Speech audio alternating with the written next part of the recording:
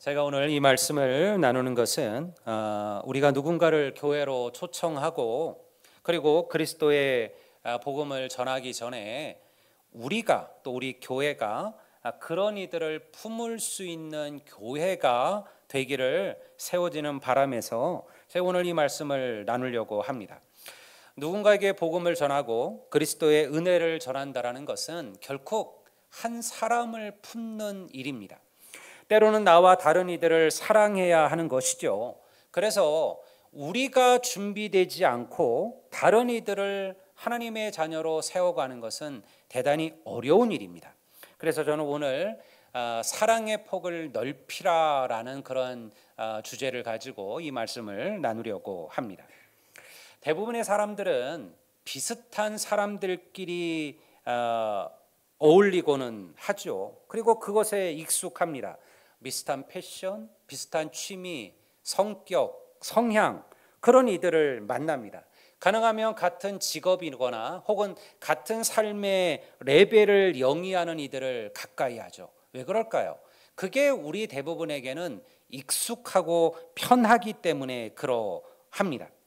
그 말은 동시에 우리 대부분은 나와 다른 것들, 다른 부분을 가진 이들과 어울리는 것이 쉽지 않다라는 거예요. 성격, 성향, 취미만 그러한 것이 아니죠. 나이가 너무 많거나 나이가 너무 어리거나 교회 안에도 세대 차의 갈등들이 항상 존재합니다. 젊은이들은 교회 어르신들에 대해서, 나이 든 분들에 대해서 불만을 가질 때가 있고요. 또 나이를 가진 세대들은 또 젊은이들에 대한 또 불평을 놓습니다. 우리가 가장 많이 하는 것 중에 하나가 뭐예요? 요즘 젊은 것들은 뭘 하네? 인사를 하네. 이게 아마 나이가 들게 되면 우리가 가장 많이 별거 아닌 것처럼 보이는 것들로 우리는 서로 다름을 보게 되죠. 가치관, 신앙관이 다른 이들이 함께하는 것도 정말 쉬운 일은 아닙니다. 그래서 우리가 세상에서는 흔히 끼리끼리 모인다라는 말을 쓰죠. 근데 그게 틀린 말이 아니에요. 그렇게 모여야 보통은 그 조직이나 그 만남이 오래 가기 때문에 그러합니다. 그런 면에서 교회는 참 독특하고 특별합니다. 그리스도인이 된다는 것은 기꺼이 나와 다른 사람들의 삶을 받아들이고 그리고 그들과 함께 하겠다라는 것을 배우는 과정입니다. 다시 말해 내 삶에서 삶의 폭을 넓혀가는 것이죠. 여러분 보세요. 세상에 교회만큼 다양한 그룹들이 모이는 조직이 없습니다.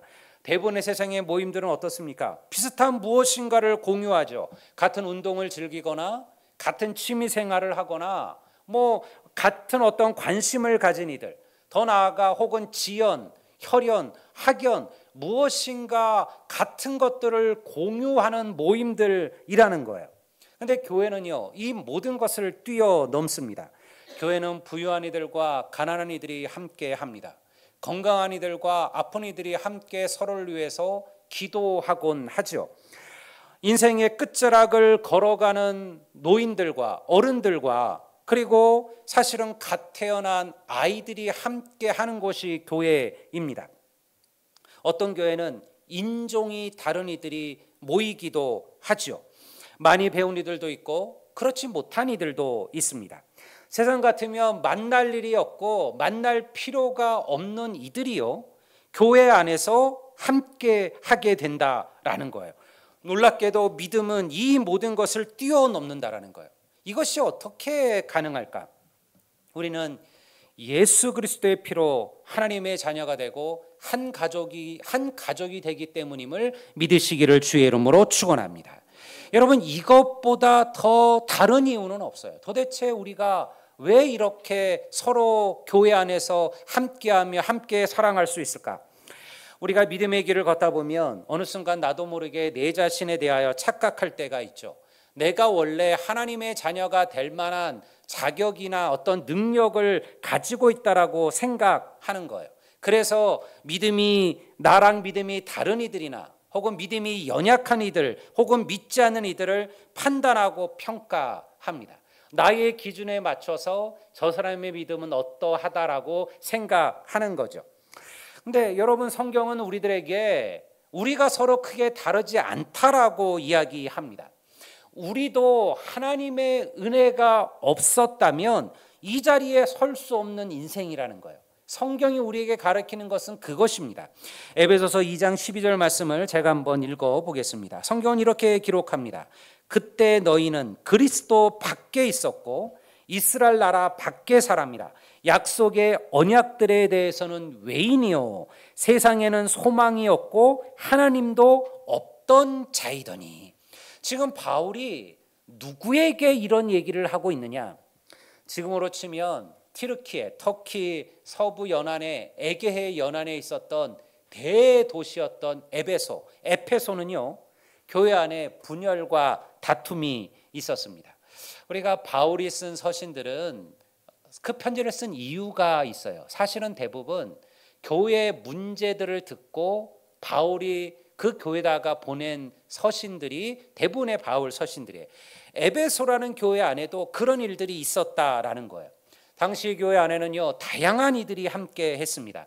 오히려 지금의 교회는 명함도 못 내밀 정도죠. 교회 안에는 복음을 받아들여 회심한 종들과 노예들이 또 그들을 다스리고 또 그들을 부리던 소유했던 주인들이 함께 교회 안에 있었습니다. 당시의 문화로 봤을 때 남편들이나 남자들에 의하여 멸시받던 아내나 여인들이 교회 안에 함께 있었습니다. 자녀들을 그저 부모의 소유물로 여기던 시대 속에서 어려움을 겪고 고통을 받는 자녀들과 그들의 부모님들도 함께 있죠. 교회 안에 유대인과 이방인도 함께 예배했습니다. 초대교회라고 해서 이런 관계들을 아무렇지도 않게 받아들인 게 아니었습니다.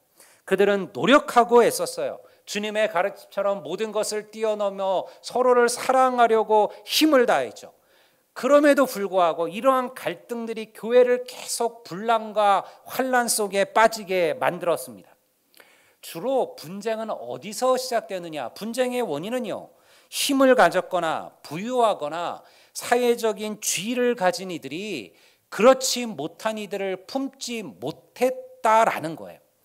성도 여러분, 제가 교회에서 여러 번 여러분들에게 그런 얘기를 한 적이 있어요. 교회 안에서는 직분대로 부르라. 교회 안에서는 직분대로 부르라.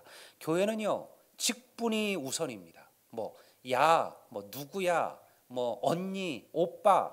세상에서야 그렇게 부를 수 있죠. 여러분들 사회적인 인간적인 관계 속에서 세상에서는 그렇게 불러도 상관없습니다. 여러분 그렇게 부른다고 그게 뭐가 큰 문제가 될까요? 그러나 교회 안에서 성도들이 함께 할 때는요, 여러분 그 이름이, 그 관계가 세상적인 인간적인 관계가 우선이 아니에요. 교회 직분이 우선입니다.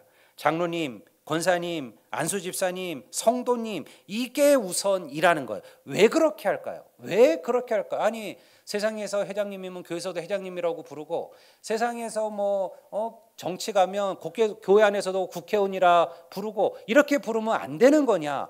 안 될 거야 없겠지만요, 교회는 그렇게 가르치지 않는다라는 거예요. 왜? 교회에서 어떤 이들이 하나님 앞에 받아들여지게 될 때 그것은 그들이 세상에서 갖고 있는 직분에 의해서가 아니라는 겁니다.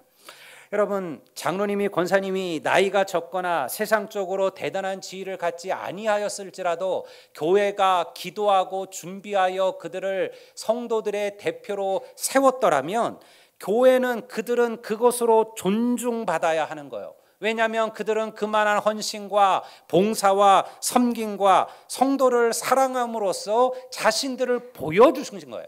그래서 교회가 그들을 직분으로 세운 거죠. 그들이 가진 부나 힘이나 지식이 아니라 하나님께서 얼마나 그들을 사랑하시고 그리고 그들이 얼마나 하나님을 사랑하며 성도들을 사랑하는가가 더 중요하다는 거예요. 그래서 여러분, 교회는요, 오히려 나이가 많아도 여러분들 나이가 젊은 여러분들 그러한 아들뻘과 같은 장로님에게 여러분들 장로님이라고 불러주고 그들 앞에 인정해 주는 거예요. 이제 가끔 보면 이제 관계가 옛날에 한참 동생이고 아들뻘과 그래서 이렇게 편하게 지내다가 어느 날 정말 헌신해서 귀하게 열심을 해서 장로님이 되고 나면 그 다음에 이제 이게 관계가 좀 불편해질 때가 있어요. 이걸 뭐라고 불러야지? 그래서 장로님을 부르는데 님자는 안 붙여요. 내가 님자까지는 못 붙이겠다. 그냥 뭐 야 박장로, 김장로 이리 와봐. 여러분 안 됩니다. 그거는요 그 교회가 세운 직분의 가치를 깨트리는 거예요. 여러분 교회는 그들이 받은 직분으로 존경받고 사랑해야 돼요. 그렇다고 해서 여러분 교회 직분 받은 이들이 대접받으려고 직분 받은 거 아닙니다. 하나님께서 교회 장로님을 세우시고 안수선의 권사님을 세우셨다면 누구보다 더 낮아지고 누구보다도 겸손하고 누구보다도 더 충성하고 누구보다 더 헌신하라고 하나님께서 그 직분을 주신 줄로 믿습니다. 교회 직분은 대접받는 직분이 아니라는 거예요. 그래서 여러분 요즘은 성도들이 교회 직분을 그렇게 옛날처럼 사모하지 않아요. 괜히 직분 받으면 봉사해야 되고 섬겨야 되고 낮아져야 되고 할 말 못하고 그냥 나는 편하게 그냥 적당히 평신도로 살겠다라고 생각하는 거죠. 그렇지 않습니다. 여러분 하나님이 주신 직분을 사모하고 갈망하시기를 주의 이름으로 축원합니다. 여러분 이것이 교회가 하나 되는 과정들이라는 거예요. 세상에서의 내가 아니라 하나님 앞에서의 나가 교회 안에서 보여주는 진정한 나여야 된다라는 것이죠. 바울은 에베소 성도들에게 그들이 어떻게 하나님의 자녀가 되었는지를 설명한 거예요. 그들이 무슨 특별한 공로나 덕이 있어서 하나님의 자녀가 된 것이 아니라는 거예요. 야 너희들 생각해봐라. 너희들이 원래 구원받은 하나님의 자녀들이었느냐? 너희들도 이방인이었고 너희들도 할례받지 않은 자들이었고 너희들도 다 구원의 울타리 바깥에 있었으며 하나님이 누군지도 모르는 자들 아니었느냐? 그런 너희들을 하나님께서 은혜를 베푸시고 사랑하셔서 하나님의 자녀로 만드셨다면 이제 너희도 그런 은혜 그런 사랑을 또 다른 이에게 나누며 사는 것이 옳지 않겠느냐. 바울이 오늘 에베소 교회에게 하는 이야기가 이러한 이야기라는 거예요. 안타깝게도 오늘 이 땅의 교회들이 마치 바울이 책망한 에베소 교회와 같습니다. 서로 사랑하고 용서하고 품어야 될 하나님의 자녀들이 나누어지고 갈라지죠. 용납하고 이해하고 그리고 사랑해야 될 이들이 분노와 미움을 품고 살아가기도 합니다. 나와 조금 다른 이들에게 사랑을 보이기보다는 불편함부터 얘기해요. 우리가 흔히 그런 말 많이 하잖아요. 저 사람은 왜 저런데 저 사람은 왜 말을 저렇게 한대? 저 사람은 옷을 왜 저렇게 입는데? 여러분 우리는 내 기준으로 그들을 판단하는 거예요. 그렇게 말하면 안 되지. 그런 식으로 옷을 입으면 안 되지. 왜 그런 식으로 말을 하지, 행동을 하지? 우리는 모든 기준이 나입니다. 나와 조금이라도 다른 이들에 대해 사랑을 보이기보다는요 불편함을 나타내는 거예요. 요즘은 젊은 아이들이 이 MBTI에 아주 이상한 꽂힘을 갖고 있습니다. 원래 MBTI라는 것은 나와 서로 다른 사람들을 이해하는 법을 가르치기 위하여 사실 만들어진 어떤 심리적 도구입니다. 그 사람의 성향을 분석하고 파악하는 거죠. 16가지로 그 사람을 해요. 외향적이냐 내향적이냐 뭐 논리적이냐 감정적이냐 이성적이냐 뭐 또 계획적이냐 좀 즉흥적이냐 뭐 여러 가지 방법으로 그 사람을 판단합니다. 근데 요즘은 아이들은요 이것을 나와 다른 사람들을 사실은 평가하고 비판하는 것으로 얘기합니다. 요즘 인터넷에 보면 젊은 아이들이 가장 많이 하는 것 중에 하나가 너 T야? 이런 말이에요. 뭐 말인지 모르시죠? 이 T와 F라는 성향이 있습니다. T는 말 그대로 논리적이에요. 이성적이에요. 모든 것들을 논리적, 이성적으로 판단하는 이들입니다. F는 감정적인 사람들이에요. 근데 사실은 서로 이해를 못하는 거예요. T들은 F들을 보면서 쟤들은 왜 저렇게 감성적이지? 왜 툭하면 찌찌를 짜지? 라고 생각을 해요. F는 T를 보면서 저런 피도 눈물도 없는 인간들 같으니? 라고 생각을 합니다. 여러분 우리는 서로 다른 사람들을 자꾸 비난하고 평가하기에 바빠요. 그들이 갖고 있는 장점과 좋은 것들을 보려고 하지 않는다라는 것이죠. 여러분 그러나 하나님은요 그렇게 우리를 보지 않으셨습니다. 하나님께서 언제 우리들을 바라보실 때 T냐 F냐 P냐 뭐 J냐 이런 걸 꼭 판단하셨나요? 여러분 우리가 여전히 죄인이었을 때 그래도 하나님은 우리를 사랑하시고 우리를 품으셨다라는 거예요. 여러분 우리 안에도 이 주님의 마음, 주님의 눈이 함께하기를 주의 이름으로 축원합니다. 이것을 위해서 가장 중요한 게 뭐냐면 바로 선입견과 편견을 버리는 일입니다. 사무엘상 16장 7절 하반절을 제가 한번 읽어볼까요? 이렇게 성경이 기록합니다. 사람은 외모를 보거니와 나 여호와는 무엇을 본다? 중심을 보신다. 중심을 보신다. 사람들은 외모를 본다. 이게 선입견, 편견입니다.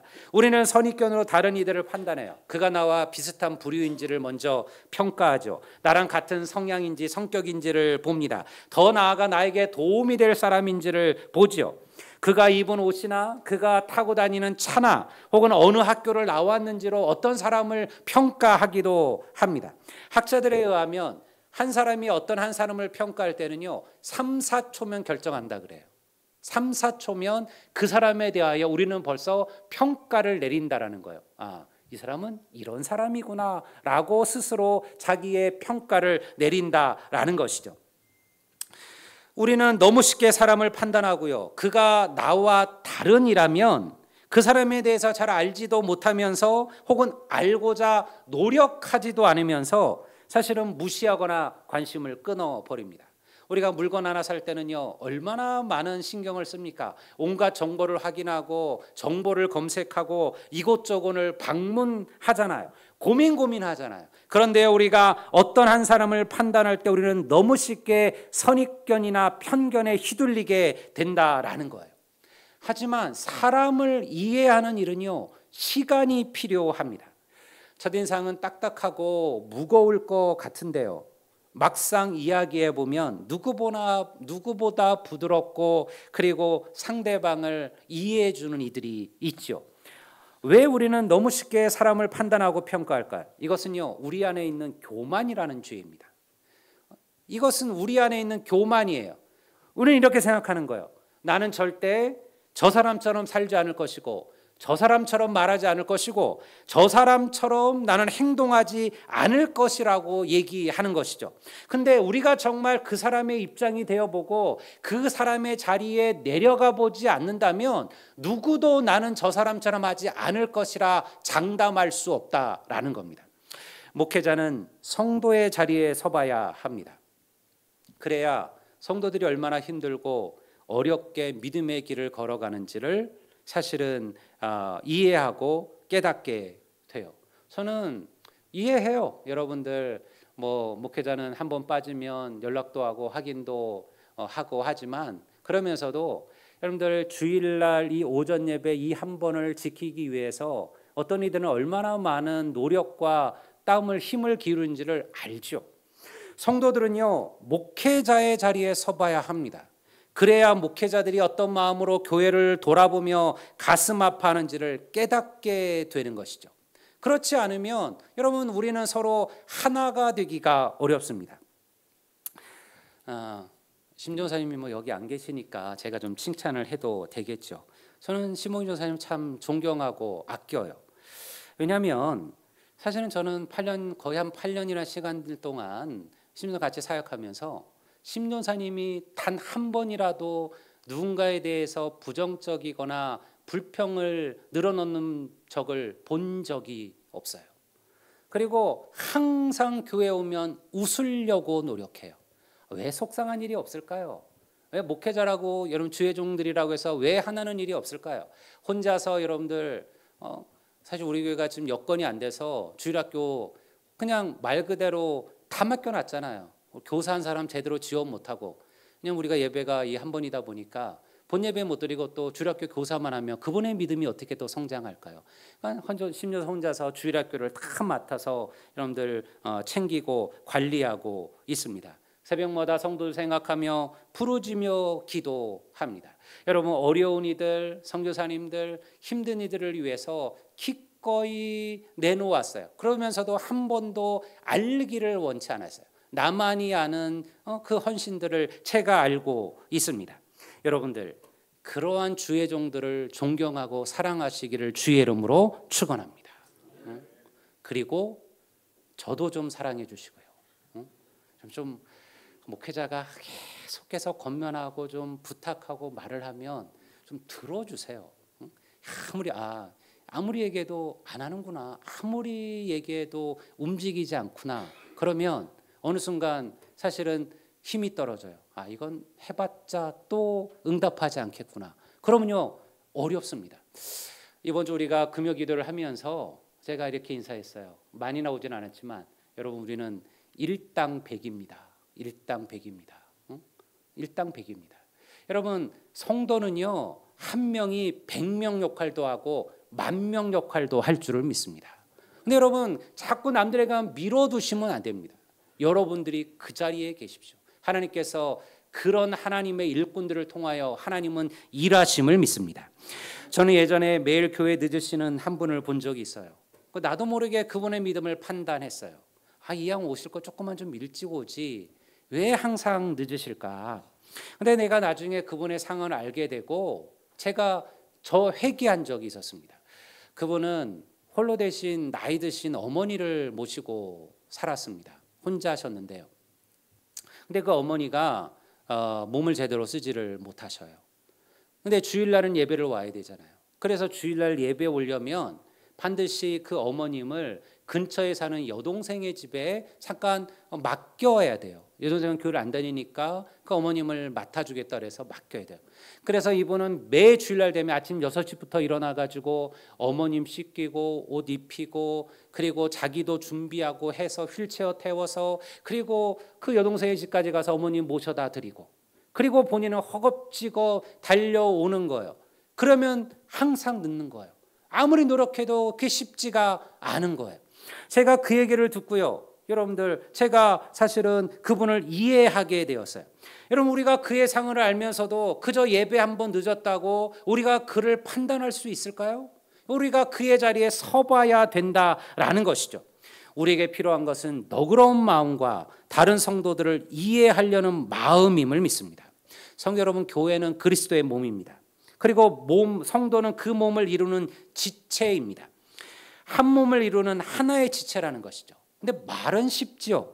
서로 다른 이가 하나가 되는 일이 얼마나 어려운데요. 여러분 우리가 말투만 달라도 사람들은 서로 상처받잖아요. 우리가 항상 하는 말들이 뭡니까? 여러분들 내용이 사실은 때로는 중요하지 않을 때가 많아요. 톤 앤 매너라고 그래요. 그 사람이 어떤 톤으로 어떤 어조로 어떠한 모양으로 매너로 말을 했느냐 안 하느냐에 따라서 그 말을 받고 거절하고 결정된다는 거예요. 내용이 아니라는 거예요. 똑같은 얘기를 해도 여러분들 그가 말하는 그 톤이 그 어조가 사람들의 마음을 움직이는 톤과 어조가 있다라는 거예요. 근데 우리는 그것만 조금 달라도 나 상처받았어, 나 힘들어 라고 얘기하는 사람들이잖아요. 그랬던 우리가 이 주의 말씀처럼 너희들이 하나다, 그리스도 안에서 너희들이 한 몸이다, 이게 얼마나 어려운 일일까요? 에베소 2장 14절에 보면요, 이렇게 성경은 이야기합니다. 이건 다 같이 한번 읽어볼까요? 에베소서 2장 14절을 다 같이 14절 15절을 다 같이 읽겠습니다. 그는 우리의 화평이신지라 둘로 하나를 만드사 원수된 것 곧 중간에 막힌 담을 자기 육체로 허시고 법조문으로 된 계명의 율법을 폐하셨으니 이는 이 둘로 자기 안에서 한 세 사람을 지어 화평하게 하시고.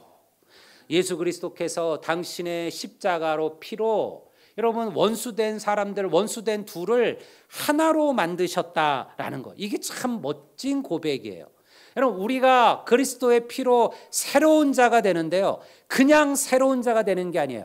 각자 새로운 자가 아니라 새롭게 된 이 각자가 합쳐서 한 사람의 새로운 자가 된다는 거예요. 이게 어떻게 가능합니까? 너가 다르고 내가 다른데 너와 내가 어떻게 하나의 새로운 한 사람이 될 수 있느냐? 우리가 사도행전을 보면요, 오순절 성령 강림 후에 새로진 초대교회를 얘기합니다. 그때 가장 많이 나타나는, 초대교회를 설명할 때 가장 많이 나타나는 그런 이야기가 뭐냐면 바로 마음을 같이 하여, 그리고 한 마음과 한 뜻이 되어라는 구절이에요. 사도행전 곳곳에 이 구절이 등장합니다. 마음을 같이하여 기도하였다. 마음을 같이하여 말씀을 배웠다. 마음을 같이하여 떡을 나누었다. 마음을 같이하여 교제하였다. 한 마음 한 뜻이 되어서 주의 복음을 전하며 주의 사랑을 나누었다. 이게 초대교회를 설명하는 구절이에요. 이것이 여러분 새로운 하나입니다. 우리가 그리스도 안에서 새로운 하나가 된다는 것은 뭐냐? 우리가 마음을 같이 하고 한 마음과 한 뜻이 되는 것임을 믿으시기를 바랍니다. 복음은요, 우리를 가깝게 합니다. 예수 안에 살면 우리가 하나가 되는 것이죠. 이제는 전에 멀리 있던 너희가 그리스도 예수 안에서 그리스도의 피로 가까워졌다. 교회 안에는 보수도 있고 진보도 있습니다. 여러분, 이 전라도라고 해서 광주라고 해서 다 민주당만 있는 거 아니에요. 여러분, 여기 이 안에도 사실은 여전히 보수적인 그룹들도 있고 다른 사람들도 있어요. 그래서 여러분, 교회 안에서 이 정치 얘기해봤자 남을 거 하나도 없습니다. 결국 얼굴 붉히다가 끝나는 거죠. 사실은 얼마나 달라요. 얼마나 생각이 달라요. 그런데요, 교회 안에서는 이것들을 뛰어넘습니다. 부자도 있죠. 가난한 자도 있습니다. 나이 든 이들, 젊은이들이 있습니다. 성격이 불같은 이들도 있고 유순한 이들도 있습니다. 그런 모든 이들을 하나로 묶어주는 게 뭐냐? 예수 그리스도의 십자가임을 믿습니다. 이것보다 우리를 하나 되게 하는 게 없는 거예요. 여러분, 단순히 밥 몇 끼 같이 먹고 여러분 몇 군데 같이 놀러 가는 것으로 교회가 하나 된다 생각하면 착각이셔요. 그거는요, 이미 예수 그리스도의 복음으로 하나 된 성도들이 될 때 그 교제가 빛이 나는 거예요. 여러분, 그것이 빠져 있다면 그것은 그저 세상적인 친교에 불과합니다. 한 마음과 한 뜻이 되지 않고 하나님의 일을 이룰 수는 없습니다. 내가 아니어도 누군가 하겠지. 내 믿음 지키기도 버거운데 내가 누구를 전도하겠느냐? 포기하지 마십시오. 교회가 한 마음과 한 뜻이 되면 하나님은 반드시 우리를 통하여 일하심을 믿습니다.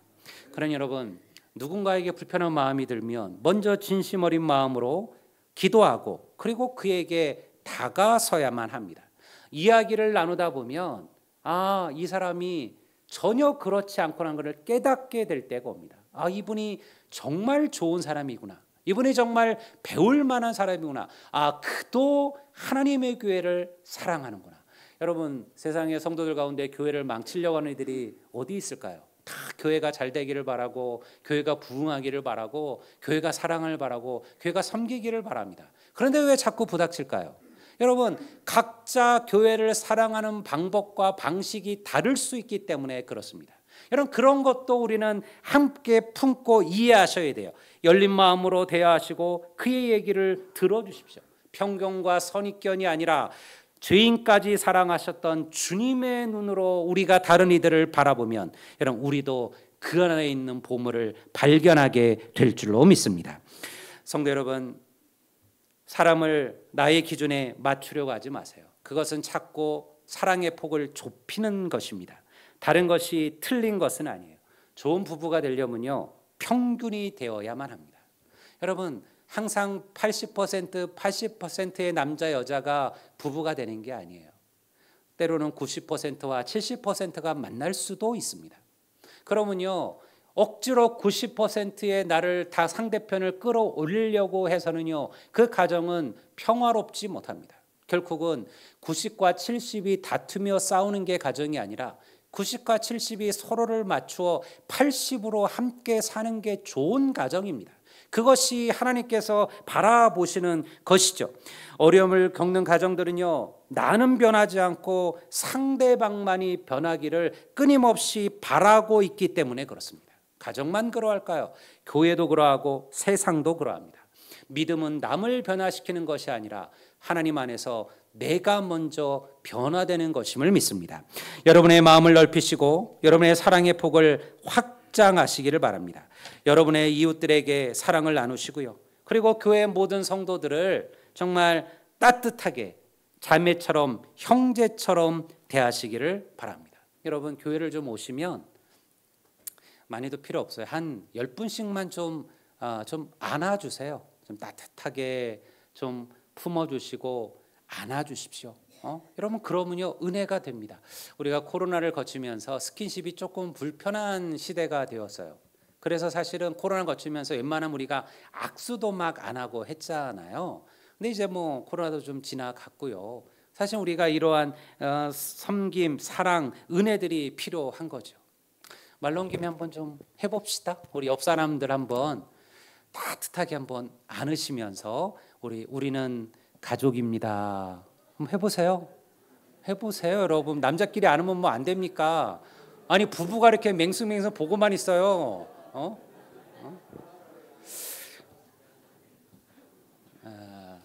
하나님께서 서로 다른 우리들을 그리스도 안에서 하나로 만들어 주셨습니다. 여러분, 우리가 서로에게 선을 베풀고 또 우리가 서로에게 은혜를 베풀면 하늘에 계신 우리 아버지께서도 우리에게 선을 베푸시고 우리에게 은혜를 베푸심을 믿습니다. 우리 선한 열매교회가 이제 새생명 초청주를 앞에 두고 여러분 그 새로운 이들을 품을 수 있는 교회로, 그러한 성도로 먼저 거듭나고 새로워지게 되기를 주의 이름으로 축복합니다. 이제 다 같이